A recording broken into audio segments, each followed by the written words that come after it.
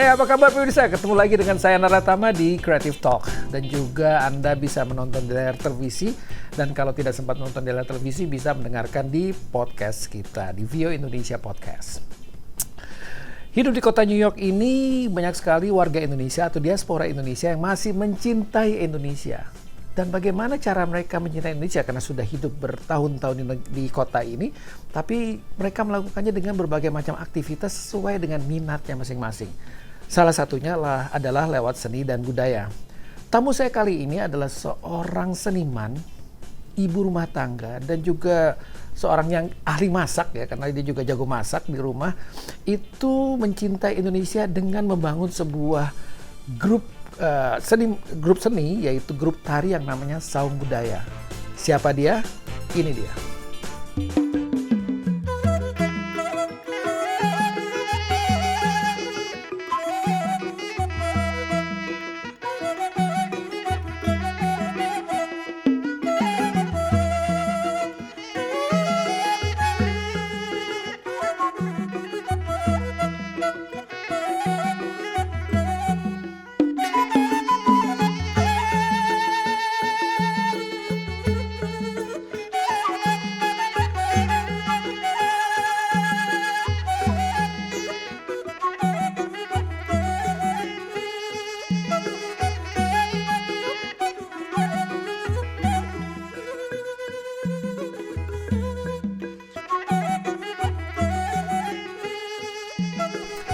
Ya, itu dia Saung Budaya. Dengan tamu kita, saya sudah ada di sebelah saya kali ini, yaitu Amalia. Apa kabar dia? Gimana? Baik. Ini kayaknya ini dingin-dingin datang ke sini. Makasih loh udah mampir ke sini. Sama-sama, makasih. Udah diundang. Ini senang banget nih ketemu dia. Kemarin sempat ketemu lagi latihan ya? Iya. Latihan apa tuh kemarin lagi? Kemarin lagi latihan tari Jawa. Kebetulan Sabtu ini kita bakalan pentas. Saung Budaya bantuin grup tari Jawa, grup gamelan Jawa Kusuma Laras yang akan ada pentas tahunan tanggal 14 ini di konsulat. Oh, di konsulat ya? Jadi nari untuk grup Kusuma Laras. Berarti narinya berapa orang yang nari? Kita bertiga nanti narinya. Bertiga? Iya, diiringi musik hidup gamelan. Berarti gamelannya dan pemain gamelannya di Kusuma Laras tuh rata-rata juga orang Amerika ya? Iya, sebagian besar orang Amerika, hanya beberapa aja orang Indonesianya. Waktu merantau ke sini pertama kali, gimana rasanya sebagai orang Indonesia di kota New York? Sebetulnya pertama kali datang ke sini nggak niat buat merantau sih, cuman mau jalan-jalan aja sebetulnya waktu itu kan tahun 2005 tuh waktu itu kita habis selesai misi budaya di Eropa waktu itu, terus habis karena udah di Eropa kenapa nggak ke Amerika kan, kebetulan juga ada keluarga di sini, jadi ke sini main-main. Terus abis itu ketemu sama grup tari dari Filipina, tapi yang daerah southernnya, Mindanao. Mereka kebetulan mau bikin produksi besar tahun itu, terus mereka butuh koreografer. Jadi mereka nawarin aku buat bantuin mereka koreografiin beberapa membantu tarian Mindanao berarti? Mindanao, ya benar, Mindanao. Tapi kan memang Mindanao ini punya ada hubungan dengan kayak daerah-daerah Sulawesi seperti itu kan, ya jadi dan hampir Muslim, sama. Kalau nggak salah, Mindanao Muslim. Ya jadi artistik directornya nawarin kamu bisa nggak coba koreograf waktu itu kayak gerakan-gerakan silat, karena mereka juga ada silat kan kayak gitu. Terus saya bilang oke, aku bantuin kayak. Dan mulai dari situ deh. Habis dari situ terus si artistic directornya ini bilang, kamu bisa nari Indonesia, di sini belum ada grup tari Indonesia, kenapa nggak ngajar tarian Indonesia? Gitu. Bersama grup itu? Sebetulnya nggak, dia malah mengencourage aku buat bikin sendiri kayak gitu. Kebetulan waktu itu pertama kalinya dimulai adalah dikenalkan dengan Kamala Caesar. Beliau ini pemilik sekolah tari dan musik namanya Lotus Music and Dance. Nah itu pertama kali aku mulai ngajar di New York. Terus mereka bilang, oh ini ada Indonesia. Waktu itu pertama kali aku ngajarinnya Minang. Iya, jadi memang mereka maunya spesifik, nggak. Pokoknya ini ada Bali, ada Minang. Pada waktu itu gitu, berarti tahun 2007-an kali ya? 2005 sampai 2008 lah. 3 tahun ya? Tapi waktu itu kan juga kebetulan KJRI mau bikin acara juga 17-an. Jadi mereka bilang nih coba ajarin remaja-remaja Indonesia, gitu ya? Mahasiswa untuk tampil acara 17-an itu. Nah, abis ngajarin itulah Terus aku ngobrol-ngobrol sama anak-anak ini, kenapa kita nggak bikin grup sendiri? Dimulailah bangun Saung Budaya. Gitu. Dan Saung Budaya itu kemudian sudah saya baca di websitenya juga, pemirsa bisa lihat juga websitenya Saung Budaya itu isinya kayaknya ke belakang itu ada page namanya event. Itu kayaknya udah banyak banget event di situ, mulai dari United Nations sampai main di Yale, ya di Connecticut, juga main di Javits, di mana aja gitu. Itu banyak sekali seperti itu, undangan atau memang gimana caranya bisa tampil membawa tarian Indonesia di situ? Macem-macem, ada yang undangan, ada yang mereka ternyata randomly Google kayak gitu mencari penari Indonesia dan mereka ketemu Saung Budaya, mereka kontak kita. Ada juga yang melalui jalur KJRI gitu seperti acara-acara di UN seperti itu. Diplomat gitu misalnya mencari Indonesia. Iya, tapi ada juga yang kita memang apply. Kayak festival-festival seperti yang di Jacket Javits, terus di Little Island waktu itu kita apply. Memang biasanya kayak tempat-tempat yang prestisius seperti itu mereka buka kesempatan. Jadi kita bisa apply proposal, masukin, kalau terkurasi kita diundang. Latar belakangnya memang penari atau gimana? Atau memang dulu sekolah tari? Mulai nari umur 7 tahun, Dimana udah mulai dulu? nari. Itu waktu papa pindah ke Jawa sebetulnya. Aslinya dari mana? Aslinya dari Jakarta, Di lahir Jakarta. besar di Jakarta. Tapi Jakarta di Jawa juga kan? iya. Terus waktu umur 7 tahun, papa pindah karena pegawai negeri kan, pindah ke Jawa. Nah di Jawa itu pada Jawanya waktu Jawa mana? di Pati, Jawa Tengah. Oh Jawa Tengah, oke. Iya, pada waktu di Jakarta nggak suka nari sama sekali karena kakak semua cowok nih. Oh gitu. Nah, Wah, jadi nggak suka nari. Begitu pindah ke Jawa, ke Pati itu, ngelihat di mana-mana di pendopo rumah orang tuh pada latihan nari, anak-anak kecil banyak kayak gitu. Jadi tertarik pengen Tari ikut Jawa ya? tari Jawa. Awalnya tari Jawa. Dari situ mulai sempat vakum SMP, SMA pindah ke Jakarta lagi. Terus di SMA ada kegiatan ekstrakurikuler tari, ikutan. Ikut lagi tari ya? Nah, pas masuk kuliah lah baru aktif jurusannya nggak tari loh. Jurusan Biasalah apa? orang tua Indonesia kan nggak mungkin masuk ke dunia. Jurusannya apa kalau boleh tahu? Public health. Public health? Iya, Wow. public health. Jadi ikut ekstrakurikulernya tari. Ekstrakurikuler tari. Masyarakat New York itu udah familiar lah. terbiasa lah. Iya, kalau Apalagi sama dengan Jawa Bali, sama Jawa Bali. gitu ya. Jadi kayak aku tuh malah yang tertantang, loh Indonesia itu nggak cuman Bali dan Jawa gitu kan, kenapa nggak perkenalkan lagi yang budaya-budaya lain. Jadi mulailah kita ngajarin pertamanya Sumatera itu, Minang. Minang paling kuat di Saung Budaya.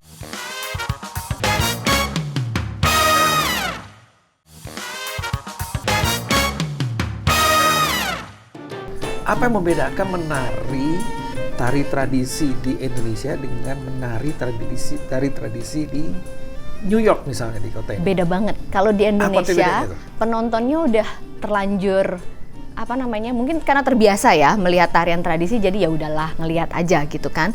Tapi kalau kita nari di luar, orang itu apresiasi banget gitu, apresiatif dengan apa yang mereka tonton. Begitu kita selesai nari, nggak cuman standing ovation, mereka biasanya approach ke kita, ngajak ngobrol, cerita tariannya apa, kok Nanya-nanya kostumnya begini. Jadi kayak kelihatan mereka tuh antusias banget ngeliat kita nari kan. Jadi kebanggaannya tuh lebih. Nah dari situ jadi kecintaan Indonesianya tuh jadi lebih tinggi kan gitu. Karena membawa nama bangsa ya? Iya, karena ya itu tadi, kita unik kan, tradisi yang kita bawa gitu. Dan mereka menghargai tradisi kita, menghargai berbedaan budaya kita gitu. Kenapa kita nggak bangga punya beraneka ragam budaya itu? Dan sekarang ini tarian yang diajarkan atau ditampilkan oleh Saung Budaya ini bukan hanya tari Jawa ya? Itu Nggak. tari macam-macam aja. Iya. Ada tari apa saja di situ? Justru Saung Budaya itu fokusnya adalah beyond Bali and Java. Beyond Bali and Java. Ya, karena di sini kan waktu aku pindah nyampe sini tuh udah ada grup Jawa dan grup Bali. Jadi dan juga kayak masyarakat New York itu udah familiar lah. terbiasa lah. Iya, kalau Apalagi sama dengan Jawa Bali, sama Jawa Bali. gitu ya. Jadi kayak aku tuh malah yang tertantang, loh Indonesia itu nggak cuman Bali dan Jawa gitu kan. Kenapa nggak perkenalkan lagi yang budaya-budaya lain? Jadi mulailah kita ngajarin pertamanya Sumatera itu, Minang paling kuat di Saung Budaya. Abis itu Aceh kan biasa dengan Rato Jaronya, Saman kayak gitu. Terus Betawi. Terus kita kasih tahu bahwa Jawa itu nggak cuman sentral Jawa, tapi ada Jawa Barat, ada Jawa Timur Jaipong juga. gitu kan. Nah itu jadi sekarang macam-macam dari Sumatera yang Batak sampai Papua kita pelajarin semua. bagaimana kita menciptakan atau mempertunjukkan seni tradisi Indonesia bukan hanya buat Indonesia tapi buat orang asing. Sementara Lia sudah ada di sini, berarti kan langsung terus beradaptasi dengan publik Amerika, terutama publik New York yang sangat beragam ini. Tantangannya apa ya? Tantangannya sih banyak, karena Indonesia itu nggak kurang terdengar kalau dibandingkan dengan pendatang-pendatang yang lain kan. Kalau dibanding komunitas Filipina, Jepang, itu India. berasa ya. Kalau misalnya lagi tampil, misalnya ini ada nampil ada Korea, ada Vietnam, ada India, ada Indonesia, itu berasa ya? Nggak ngetop mereka gitu ya? Nggak sengetop mereka. Jadi mereka masih yang kayak, Indonesia tuh apa ya gitu. Tapi kalau bilang Bali gitu kan, mereka udah tahu tuh. Masih itu ya? Jadi Bali masih lebih populer ya? Bali ya gitu. Terkadang malah orang nggak tahu kalau Bali itu di Indonesia gitu.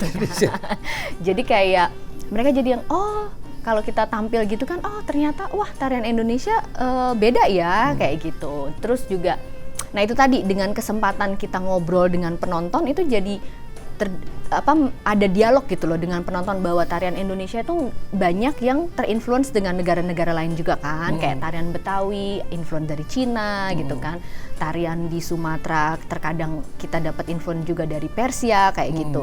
Jadi kaya banget kan budayanya kayak gitu ya gitu. Jadi mereka jadi yang wah iya ya ternyata budaya Indonesia ini sangat beraneka ragam dan dari satu pulau dan pulau lain itu banyak banget perbedaannya kayak gitu.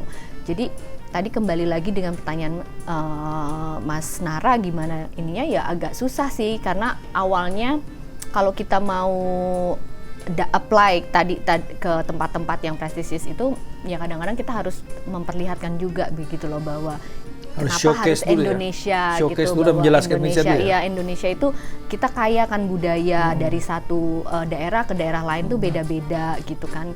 Kadang-kadang juga pernah kayak orang mau hire 1 jam tapi cuma 3 penari, kita bilang nggak mungkin karena kita harus ganti baju gitu. Kadang-kadang mereka kenapa harus ganti baju? Karena daerahnya berbeda-beda gitu, kita nggak mungkin iya kan, jadi kita harus jadi mereka jadi tahu, jadi mereka coba mencari tahu lagi research kenapa nggak bisa dalam jangka waktu yang 1 jam itu nggak bisa cuman sedikit penari kayak gitu. Tapi terus untuk penarinya itu sendiri gimana? Sekarang penari itu banyak dari diaspora atau dari orang lokal atau gimana penari-penari di Saung Budaya sekarang? Kalau Saung Budaya itu memang tujuan awal dibentuk Saung Budaya adalah mengenalkan budaya Indonesia ke Indonesian American Born memang. Oke, Indonesian American Born itu pertama ya? Iya, itu memang tujuan awal karena pas awal kembali lagi ke cerita awal aku pindah ke sini, aku ngajarin tadi masyarakat Indonesia, anak-anak yang besar dan lahir di sini. Mereka tahu mereka dari Indonesia tapi mereka nggak tahu banyak tentang Indonesia. Jadi itu yang sebetulnya memotivasi awal aku untuk membuat Saung Budaya. Tapi untuk kelas kita terbuka untuk umum. Kalau kita ngadain workshop siapa aja boleh aja ikutan ini. Tapi kalau misalnya keluar untuk pentas kita biasanya memang lebih ingin mewakilkan wajah Indonesia. Mewakilkan wajah Indonesia. Apa yang orang sini mau? Apa yang orang sini harapkan dengan pertunjukan tari yang tradisi itu seperti apa, itu kita lebih tahu dibandingkan orang yang ada di Indonesia kan, seperti itu.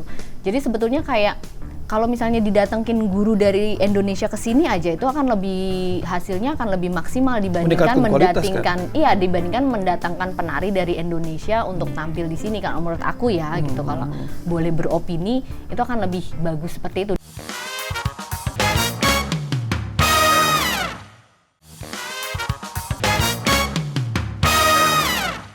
Saya mau nanya satu dulu dari 4 faktor ini. Bagaimana dengan koreografi? Ini kan sekarang banyak sekali perkembangan musik juga berkembang, koreografinya itu. Bagaimana bisa mengimprovisasi atau mengembangkan koreografi yang ada di Saung Budaya? Yang pertama adalah tarian lepas, tarian udah jadi yang memang sudah ada koreografinya kan. Pakem kayak, ya? Iya. Misalnya tari apa misalnya? Banyak kayak tari Betawi kan gitu, ada lenggang nyai, ada ganjen, itu ada koreografinya di mana pada saat kita pentas kita akan kasih tahu bahwa ini adalah koreograf by sudah ada. Seniman koreograf by Indonesia. seniman ini. Iya, kayak gitu. Tapi ada juga memang tarian-tarian yang kita buat sendiri. Nah, tadi kembali lagi ke gimana caranya mengkoreograf ini. Ya, dari apa yang telah aku pelajarin dulu waktu di Indonesia, dan kadang kita juga punya kesempatan pada saat ada artis residensi di sini, kita belajar dari mereka. Oh, kayak kemana ya sama Mas Rianto, ya? Ada Mas Rianto, ada Mas Danang dari Isi Solo, ada Novi dari Aceh waktu itu sempat residensi. Itu setiap kita dengar ada artis Indonesia yang datang, nggak cuma di New York, sekeliling New York, kayak di Connecticut kadang-kadang, atau di Boston, kayak gitu kita coba connect dengan mereka dan minta mereka untuk ngajar kita.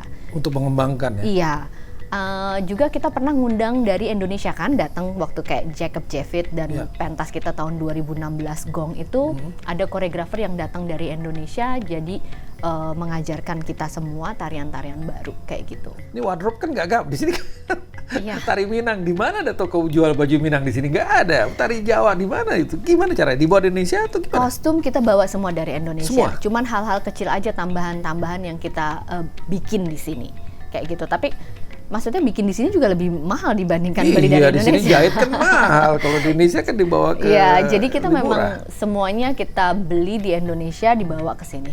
Ya, ini menarik sekali ya, karena banyak sekali investasi di budaya Indonesia yang dilakukan oleh grup-grup entah itu dari pemerintah atau swasta, kemudian mencoba membawa mereka untuk bisa tampil di luar. Sementara Saung Budaya sudah 20 tahun di sini gitu ya.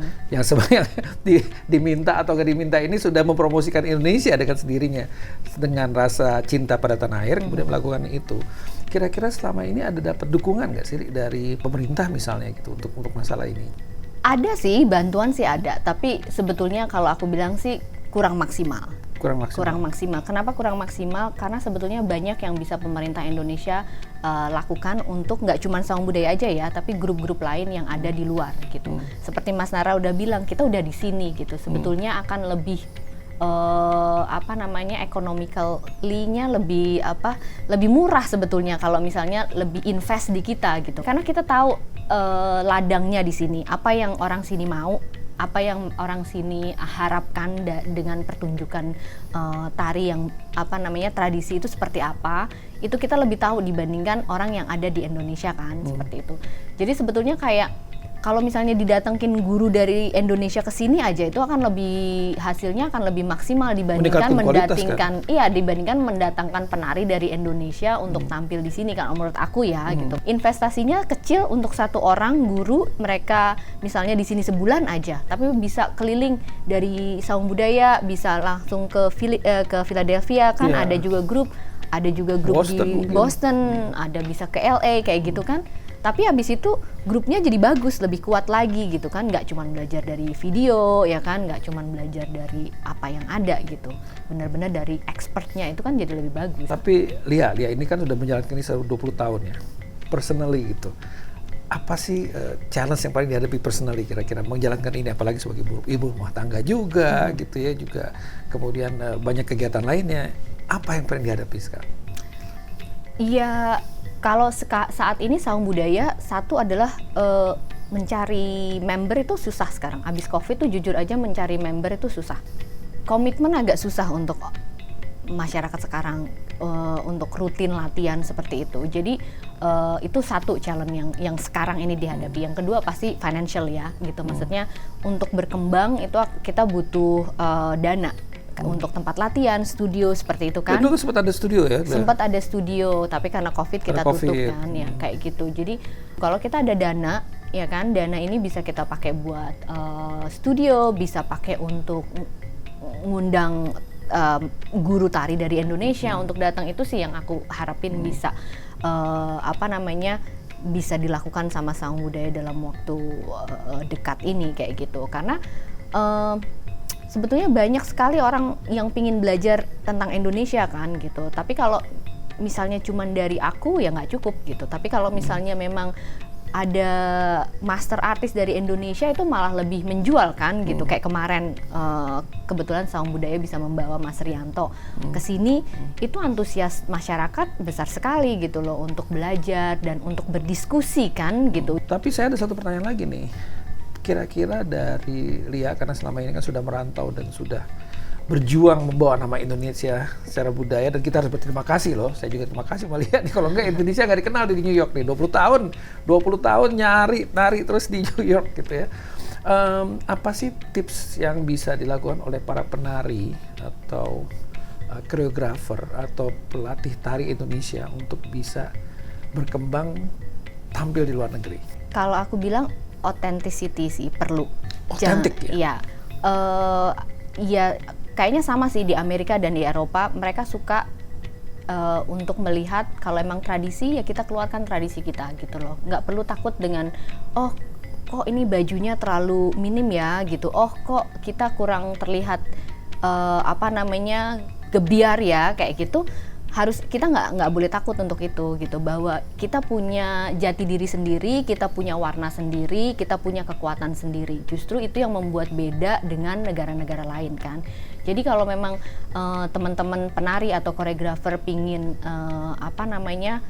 melebar ke kancah internasional, kalau kita lihat kan nama-nama yang udah berhasil untuk menembus dunia internasional itu, mereka tetap membawa rootnya gitu loh, tetap membawa ketradisionalan mereka, tapi gimananya mereka mengembangkan diri mereka, mengeksplor secara kontemporeri seperti itu.